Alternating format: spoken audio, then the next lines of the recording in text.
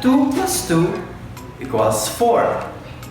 And negative 2 plus negative 2 equals negative 4. And negative 2 plus 2 equals 0. If you're wondering why and how, you better watch this video closely, because for sure, at the end of this video, you will really know why and how. But before we continue with this, let us have the intro.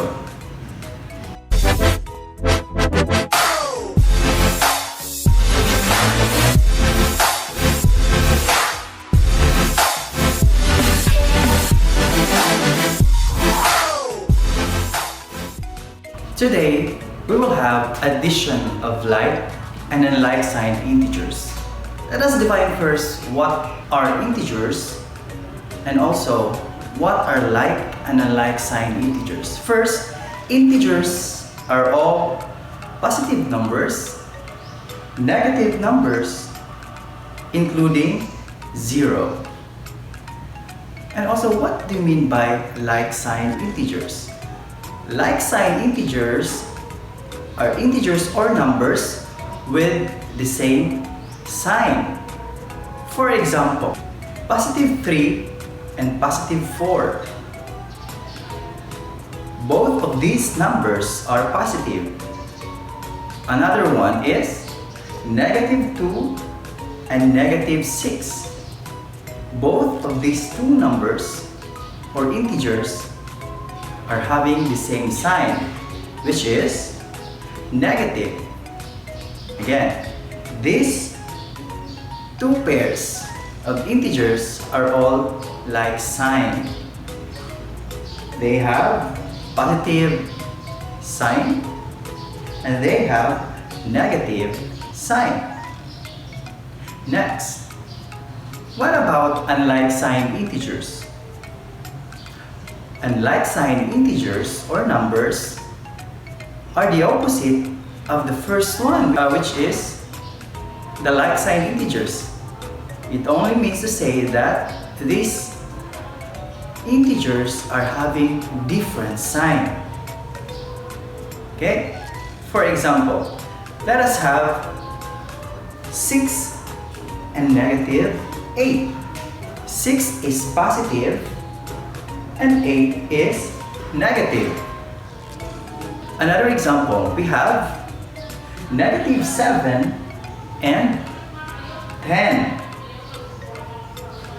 7 has a negative sign and 10 has a positive sign.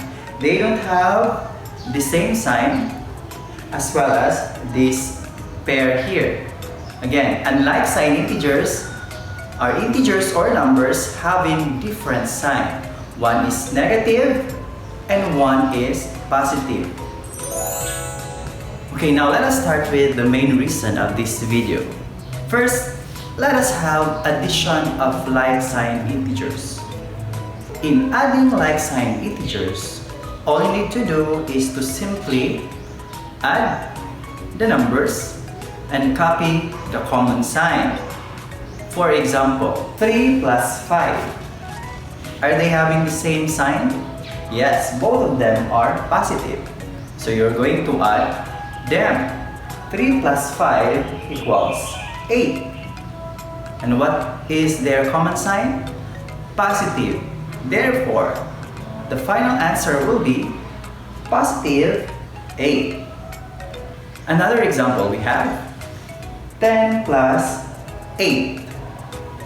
They have the same sign, therefore we're going to add directly. 10 plus 8 equals 18. And what is their common sign? Positive. Therefore, the final answer will be positive 18. What about we will be having all negative numbers? For example, negative 7 plus negative 8. Are they having the same sign?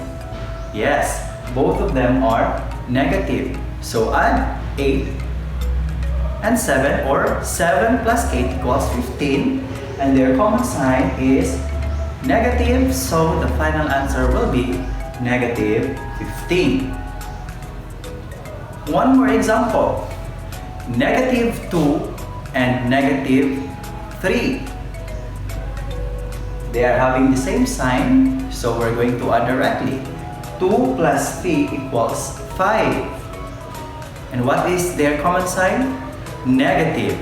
Therefore, we're going to copy the common sign, which is negative. So the final answer will be negative 5. Now what if you are adding unlike sign integers? What are you going to do? For example, negative 7 plus 6. You cannot add them directly because one is negative and one is positive. So the first thing you should do is to make all the numbers positive. Negative 7, it will become 7. And 6 will remain 6 because it's already positive. Then after that, we're going to subtract the bigger number by the smaller number. So that will be 7 minus 6, and the answer is 1. Is it the final answer? Not yet. All you need to do is, for the final answer, you need to copy the sign of the bigger number, which is negative. Again, the bigger number is 7. Therefore, you're going to copy the sign of 7, which is negative, and the final answer will be negative 1. Let us have another example. 9 plus negative 5. Make the two numbers positive, so we have positive 9, and the negative 5 becomes positive 5. And then you're going to subtract the bigger number by the smaller number. So 9 minus 5 is 4. And copy the sign of the bigger number, which is positive, because 9 is bigger than 5, and the sign of 9 is positive. Therefore, our final answer is positive 4. Okay, I would like to remind you that if you don't see a sign of a certain number, it only means that that number is positive. I want you to answer the following problem for me to check your understanding. Number 1 will be 10 plus 12. Number 2 will be negative 6 plus negative 25. Number 3 will be negative 8 plus 5. And number 4, 28 plus negative 40. For the correct answer, please see the description below so that you will know if you got it right or you got it wrong. So that's all for adding like sign and unlike sign integers. For us to be connected, just hit the subscribe button below together with the notification bell so that you will be notified for my upcoming math tutorials. Thank you so much and see you